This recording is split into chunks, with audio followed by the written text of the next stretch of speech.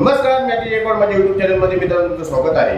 विषयाच्या टायटल तुम्ही वाचत असेल की चित्रलेखा पाटील शेतकरी कामगार पक्षाच्या नेत्या चित्रलेखा पाटील यांना रायगड जिल्हा परिषदेचं अध्यक्ष होऊन विद्यमान आमदार महेंद्र दळवी यांना शह देण्याची सुवर्ण संधी।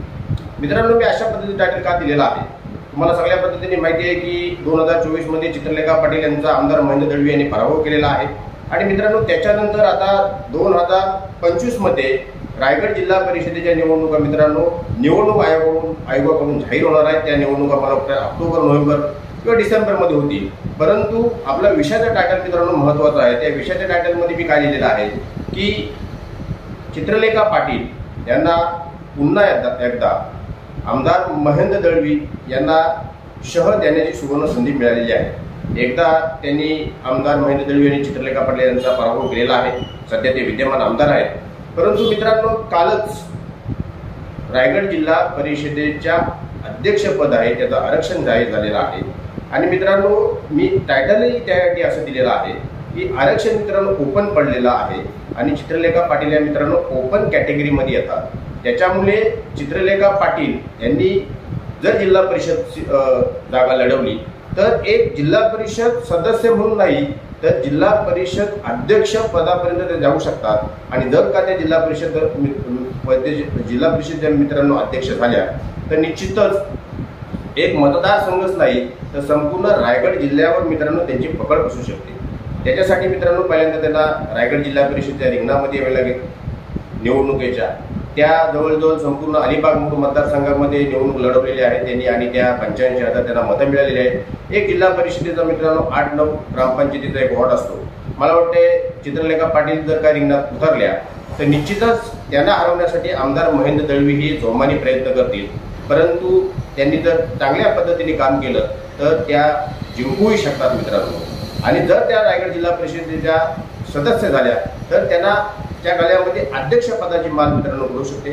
सध्या आपण पाहिलं तर युती आघाडीवरून भरपूर गणित बिघडणार आहेत। पण जर तुम्ही विचार केला मित्रांनो तर रायगड जिल्हा परिषदेचं अध्यक्षपद हे मित्रांनो एक छोटी गोष्ट नाहीये।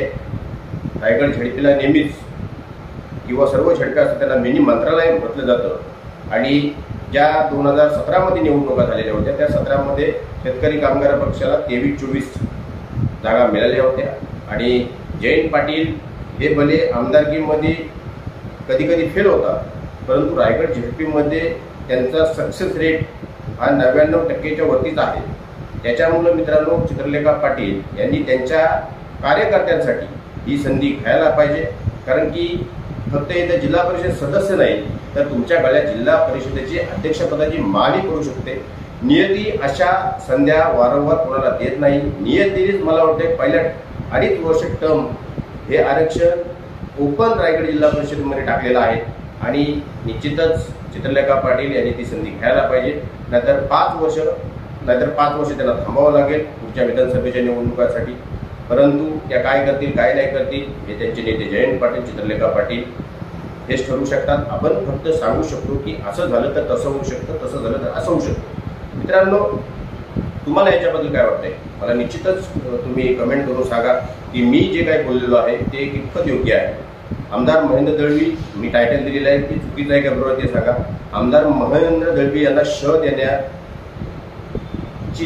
सुवर्ण संधी चित्रलेखा पाटील यांना नियतीने दिली आहे की नाही। रायगड जिल्हा परिषदेचं आरक्षण ओपन पडलेलं आहे ते ओपन कॅटेगरीमध्ये आहे। त्या जिल्हा परिषदेच्या अध्यक्ष होऊ शकतात। युती आघाडीची गणित बिघडू शकतात।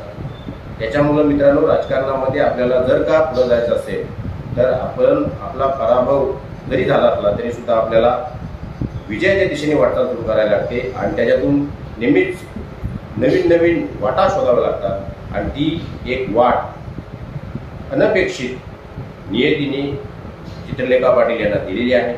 परंतु मी जिल्हा परिषद मी आमदारकी लढवलेली आहे, मी झडपी का लढू आणि झडपी सदस्य का बनू असं त्यांच्या जर मनामध्ये ह्याच्या अगोदर काही येत असेल तर आता त्याच्यापेक्षाही अधिक आरक्षण ओपन आरक्षण पडून त्यांना रायगड झडपीमध्ये मिळू शकतं। जे आमदार होऊनही मिळणार नाही ते रायगड झडपीचं अध्यक्षपद होऊन मिळू शकतं। त्याच्यामुळं ही निवडणूक चित्रलेखा पाटील लढवतील काय न लढवतील हा त्यांचा तो वैयक्तिक प्रश्न आहे. परंतु मला असं वाटतंय की जर चित्रलेखा पाटील मैदानात उतरल्या तर रायगड जिल्हा परिषदेच्या निवडणुकीमध्ये मित्रांनो एक चुरस निर्माण होईल आणि एक सक्षम विरोधी पक्षनेता हा नेहमीच या लोकशाहीच्या राजकारणामध्ये असला पाहिजे असं माझं पत्रकार नेत्याने ठाम मत आहे. एक विरोधक म्हणून चित्रलेखा पाटील दिवस टाकून मागे येतात की पुन्हा एकदा सर्व विसरून बसगड टाकून गाडी उडून पुन्हा जमाला कामाला लागतात. ते पाहणं आपल्याला ते पाहण्यासाठी आपल्याला इथं थांबावं लागणार आहे. अजूनपर्यंत चित्रलेखा पाटील यांची काही अशी अधिकृत घोषणा वगैरे कुठंच नाही आहे की मी जिल्हा परिषदेची निवडणूक लढवणार आहे. परंतु आरक्षण कालचं पडलं त्या आरक्षणाच्या बाबतीमध्ये चित्रलेखा पाटील यांना एक सुवर्ण संधी मिळालेली आहे. त्या सुवर्ण संधीचा ते लाभ घेतील की नाही घेतील हे सर्वस्व त्यांच्या हातामध्ये आहे. मित्रांनो, याच्यामध्ये मला अजून काही जास्त सांगायचं नाही आहे. तुर्तास इथेच थांबतो. परंतु माझ्या मते अशीच संधी जर का आमदार महेंद्र दळवी यांना मिळाली असती तर त्यांनी ती निश्चितच घेतली असती. त्यांनी कुठेही मागं पुढं नसतं पाहिलं. चित्रलेखा पाटील ही संधी घेतात की नाही घेतात देव जाणो. जर कामाला असेल लाईक करा, शेअर करा, सबस्क्राईब करा. धन्यवाद.